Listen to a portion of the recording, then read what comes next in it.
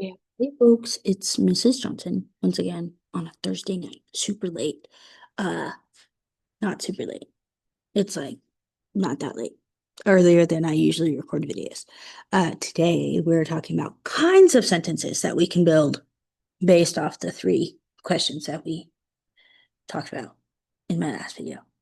Um, because in my last video we talked about independent clauses and complete sentences and where we can break sentences up, what makes a run-on sentence a run-on sentence, things like that. A lot of that is kind of context, and just getting practice. But let's talk about it. Four kinds of sentences we have with our bonus fifth one, because run-on sentences are a type of sentence. Simple, compound, complex, and compound complex, and run-on sentences. Those are the four things we're talking about today. Why are those important? Well, they have different amounts of information to them, and they can be broken up in different ways. And by creating a variety in your writing, you can elaborate more efficiently, more effectively on the things that you're writing on, and give more context than you normally would in a very simple setting or a super, super complicated run-on sentence type setting when you use a combination of this, a combination of sentence kinds.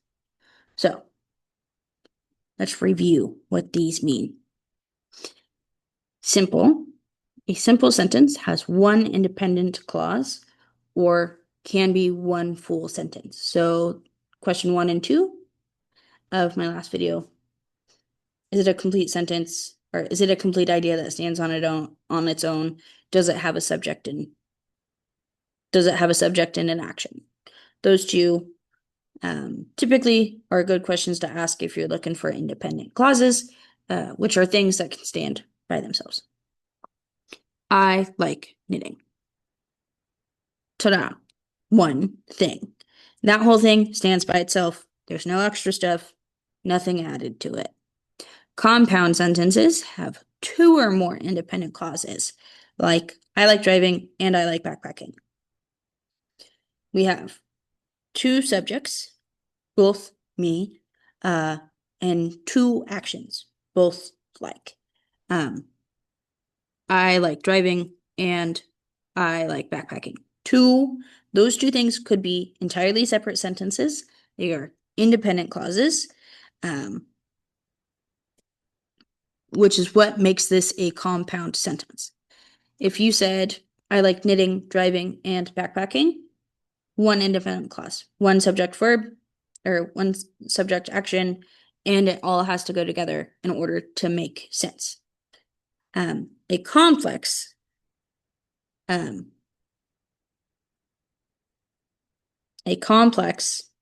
sentence has one independent clause and one or more dependent clauses.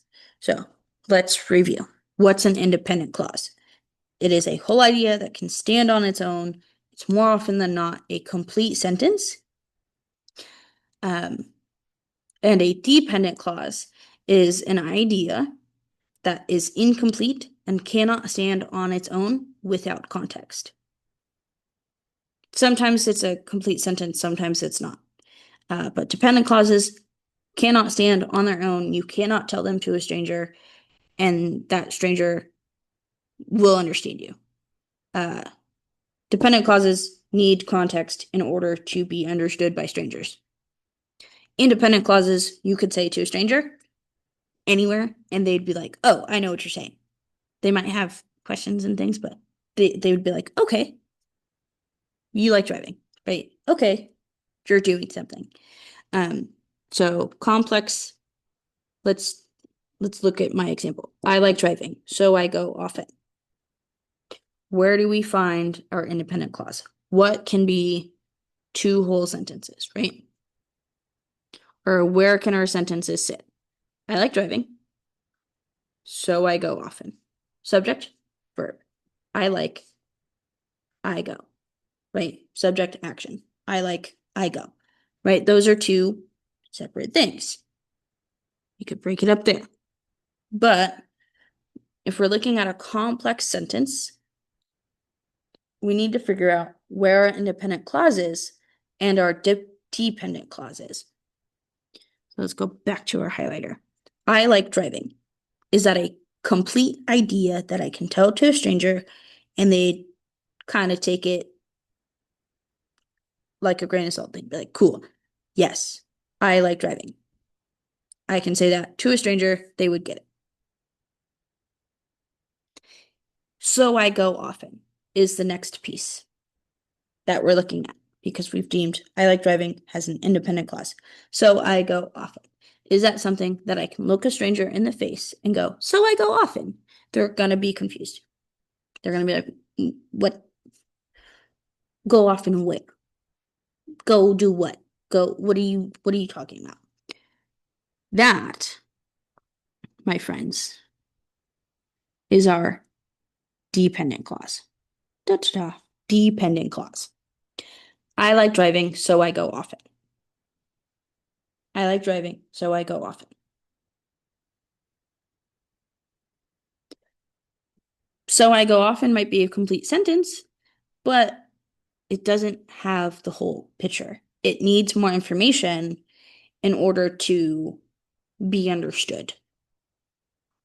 Last but not least, let's talk about compound complex sentences. These have two independent clauses and one or more dependent clauses. So let's look. I like driving, so I go often, and I plan road trips often. We'll read it again. I like driving, so I go often, and I plan road trips often. So let's go back to our pin. Let's find out where our complete sentences could be if we wanted them to be there. So where's our subject? Where's our subject? Where's our verb? I like driving, right? We already agreed was one. Break. So I go often. We agreed that that was one. And it's called a transition word. Transition words are good indicators that you're dealing with a new clause type. So, and although,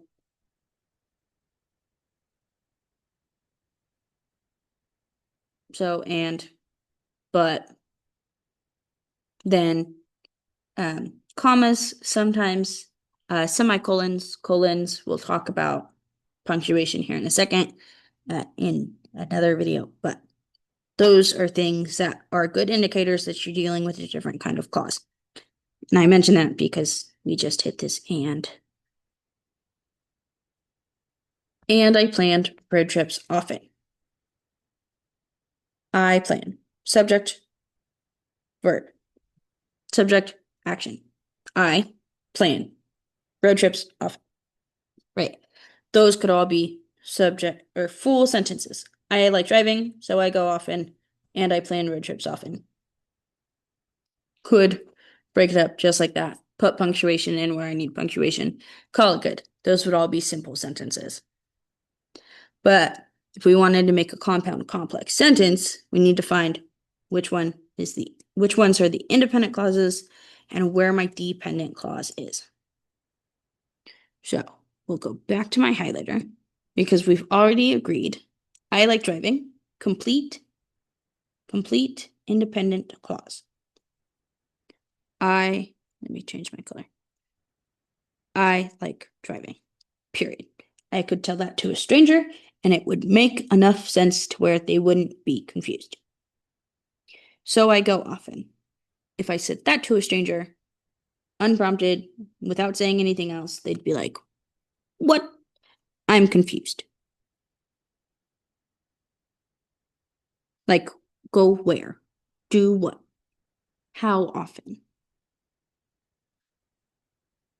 And I plan road trips often, right? If I started up a conversation with a stranger and said, and I plan road trips often. They might be like, well, where's the and coming from? But you plan road trips often. Okay, cool. Lovely. They might just leave me be. That gives someone that is newly introduced to the conversation enough context to not be lost and confused, which is where that independent clause idea comes in. It has to be a whole idea.